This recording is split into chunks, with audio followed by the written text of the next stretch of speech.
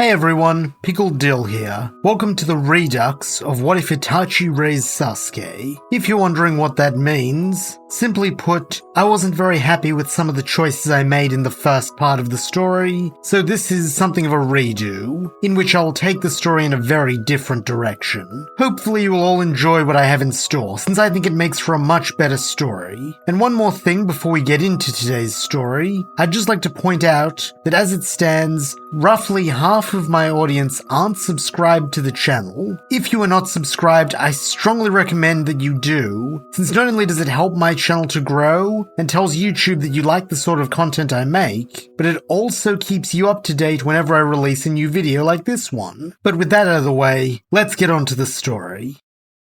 Itachi, just promise me this, that you'll take care of Sasuke. This is the final request of Fugaku Uchiha, as he faces the prospect of death at the hands of his eldest son. In a solemn tone, Itachi swears that he will, then, with a precision born both of genius and training, executes his parents in the least painful way he can. Tears run down the young man's face, but he is given no time to mourn, as in the distance he hears the pitter-patter of small feet running. Only one person can fit such a description, and so body flickering away, he comes to stop in front of his little brother Sasuke. Sasuke's expression is one of panic, and it doesn't take a genius to figure out why. The mutilated corpses of their kin line the streets, which would be a traumatic sight for anyone, let alone a 6-year-old.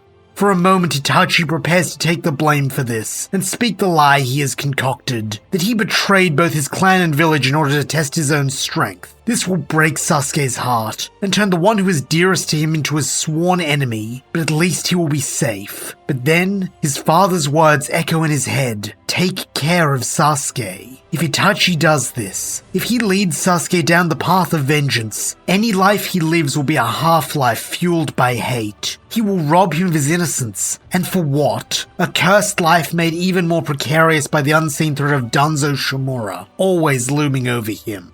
Danzo. In the end, it all comes back to Danzo. This loss of life could have been prevented had Danzo not ordered it. If he had allowed Shisui to use the Kodo Amatsukame on his father, but instead, he chose to attain power to the detriment of the village. In that way, he is no different from his father, or the Uchiha conspirators. A traitor, and Itachi's mission stands. Eliminate the traitors who threaten the hidden leaf.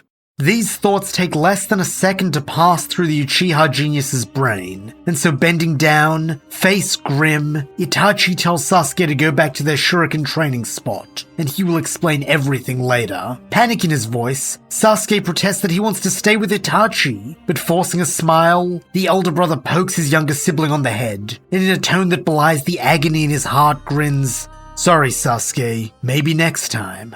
When Sasuke is safely out of view, Itachi returns to the job at hand, body flickering up to a telephone post where he waits for Danzo to come collect his grisly prize. Within a matter of minutes, the Shadow Hokage is there, and with him a Lord Third and a contingent of Anbu, one of whom Itachi knows well, the Vulpine mask of his former captain, Kakashi Hatake. Seeing no better time than now to strike, Itachi reappears behind Danzo, placing his tanto to the old man's throat, just as he is laying the blame on him. Everyone present is shocked by this, with Hiruzen and the Anbu preparing to attack, but urgently Itachi pleads that they must let him speak. With a nod, Hiruzen allows this, and so Itachi tells everyone not to make eye contact with Danzo, starting at the beginning with his theft of Shisui's eye. He then goes on to detail the Foundation leader's secret plot to exterminate the Uchiha, and his own collusion for the sake of Sasuke's life.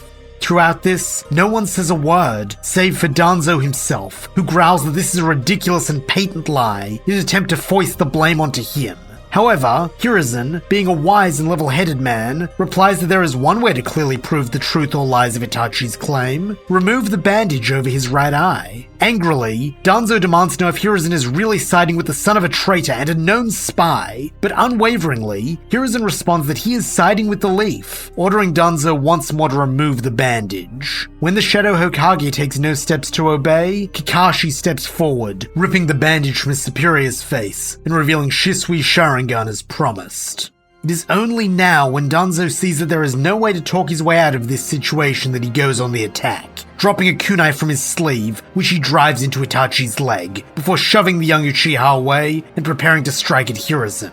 Perhaps this will work out better than he had hoped, and he can also pin the soft-hearted fool's death on the Uchiha boy, clearing the way for his own ascension to the office of Hokage. All he has to do is finish off Sarutobi and a few Anbu. As he moves, so do all the masked figures, though to Hiruzen's surprise, not all rush to his defense. In fact, a few even attempt to aid Danzo in slaying the Hokage.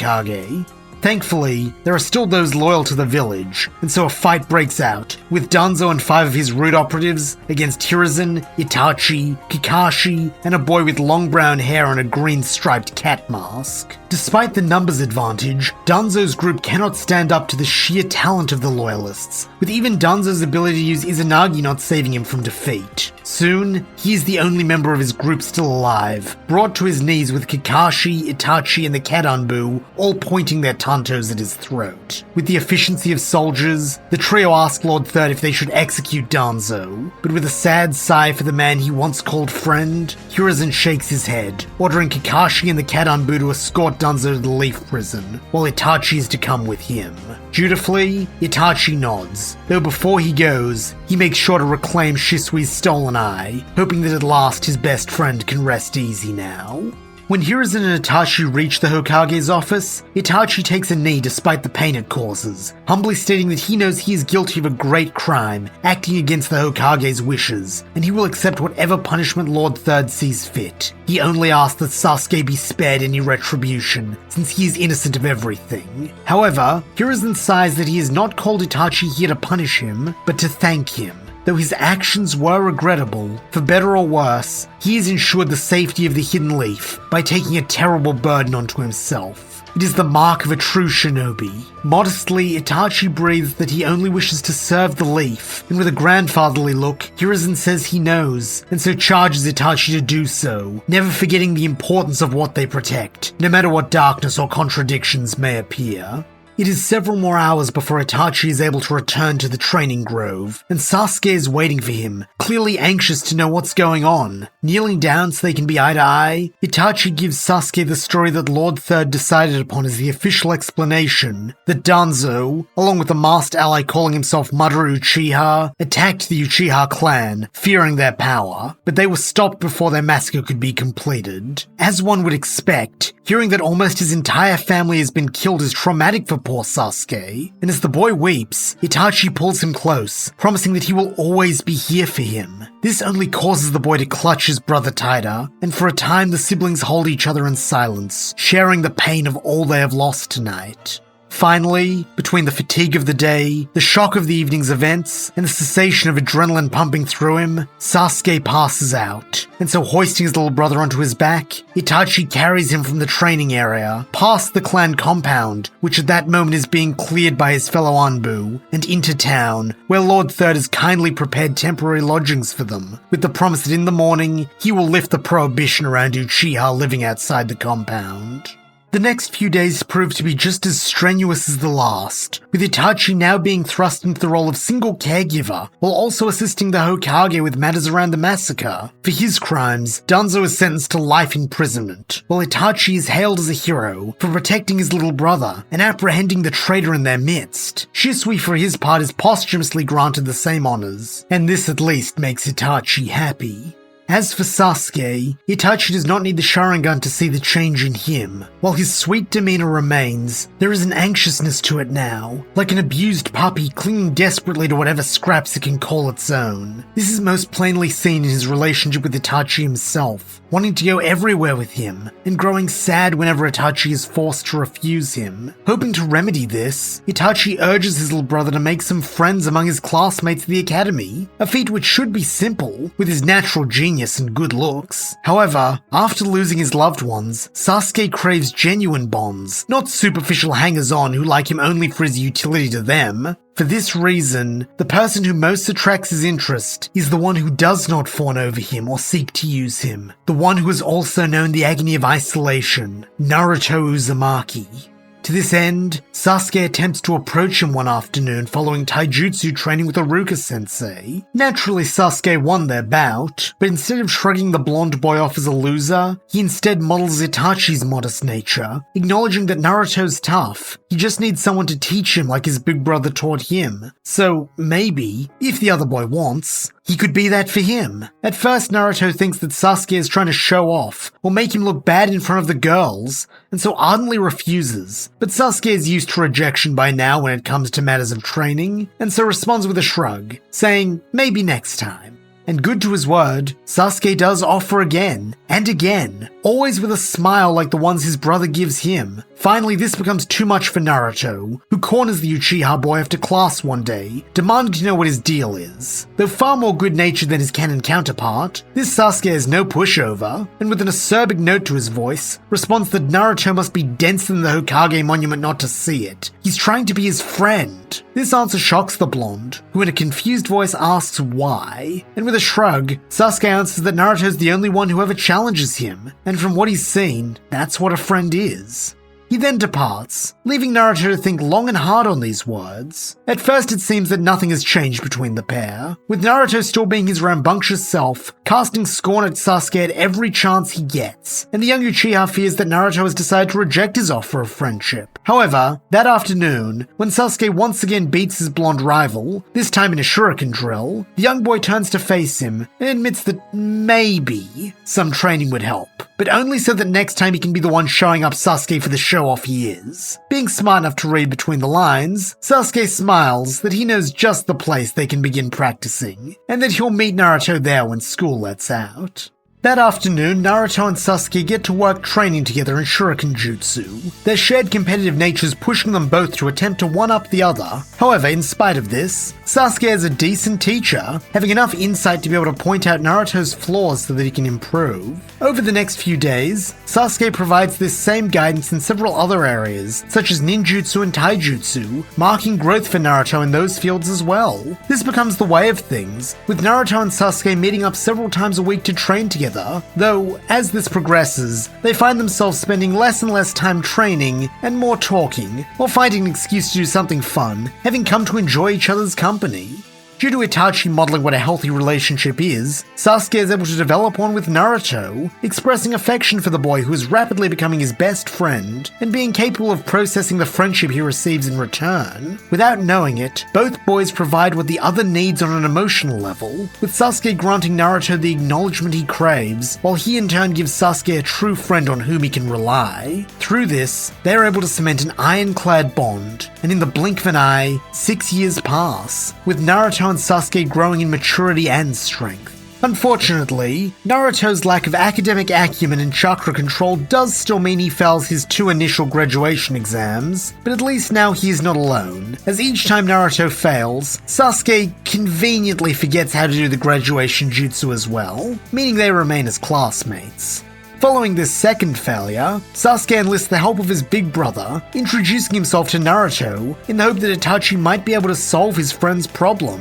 Itachi is of course delighted to help any friend of Sasuke, and it takes the genius Uchiha no time at all to notice the issue with Naruto's chakra flow, as well as come up with a simple but effective solution: shadow clones. Following a quick explanation and demonstration, Itachi is pleased to see Naruto takes to this jutsu like a duck to water, and even manages to do so quicker than Sasuke for once, allowing him to repay his best friend for years of training by offering to teach him something this time.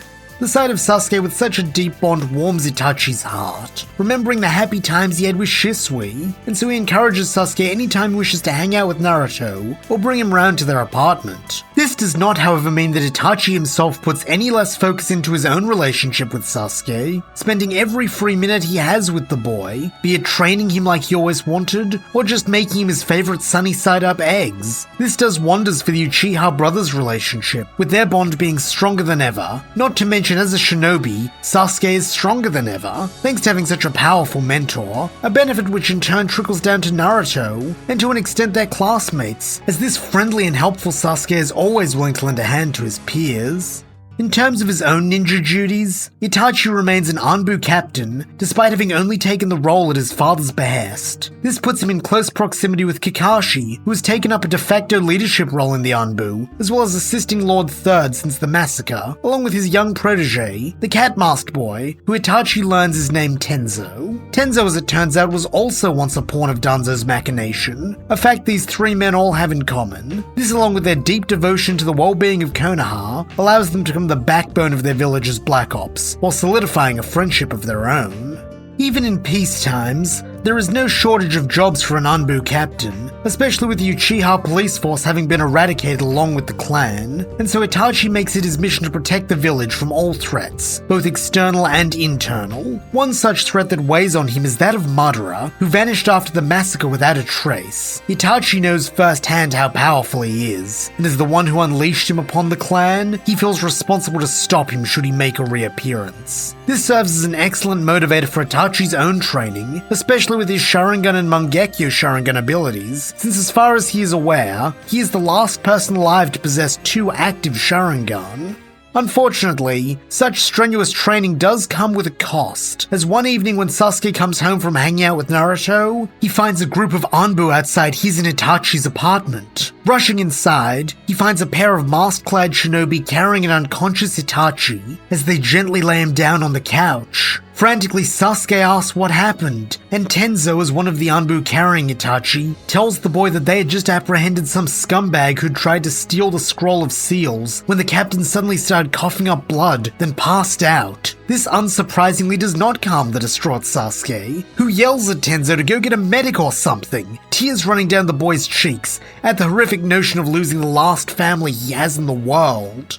The sound of Sasuke's shrieks are enough to wake the sleeping Itachi, and though dried blood still lines the corners of his mouth, he smiles as he beckons Sasuke over. Shakily, the boy approaches his brother, only to be poked in the head, with Itachi telling him not to look so worried. He made Sasuke a promise to always be there for him, so he will, no matter what. Nonetheless, Sasuke stays by his big brother's side, holding tight to his hand until Tenzo forces him to step away, so that a team of medical ninja can usher Itachi to the hospital to administer some tests.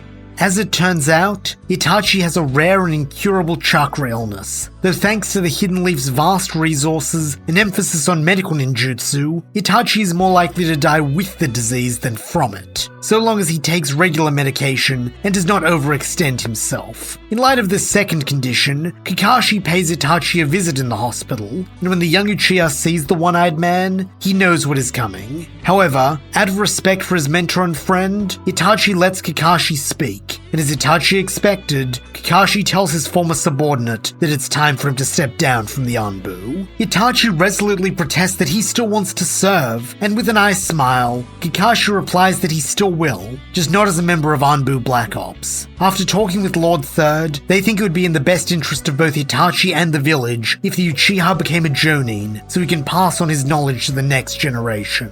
Though Itachi is saddened to no longer be working in tandem with his friends, he is first and foremost a shinobi of the leaf, and so nods his understanding, stating that he will do as Lord Third wills. Ice smiling again, Kakashi tells his friend that that's the spirit, before instructing him to report to the academy bright and early tomorrow morning to meet with his new subordinates in squad number 7.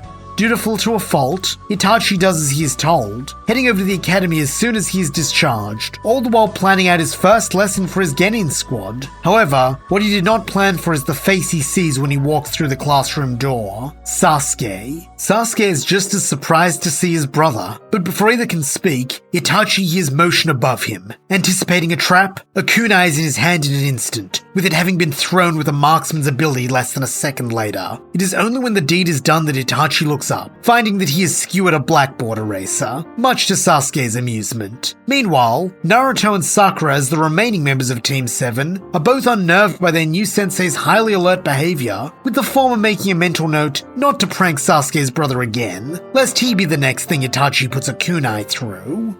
Recalling his own meeting with his Genin squad and Jonin sensei, Itachi at last introduces himself, with the Genin doing likewise, though Sasuke and Naruto do feel a bit silly introducing themselves to people who already know them. The Uchiha Jonin then instructs his 3 students to tell him something about themselves, such as what they like, or what their dreams for the future are. Naruto, as the most outspoken genin, goes first, saying that he likes Ichiraku ramen and sparring with his bud Sasuke, and that his dream is to one day become the greatest Hokage ever. Next up is Sakura, and having no interest in Sasuke due to his modest and caring personality, replacing his aloof and broody one from canon, says that her likes are spending time with her best friend Ino, and her dream is to make her family proud by being a great kunoichi. Finally, it comes time for Sasuke, who echoes Naruto's likes, while adding that he also enjoys spending time with Itachi, a smile on his face. However, when he reaches the portion to do with his dreams, the smile dies, and in a tone of absolute seriousness, he says that his dream,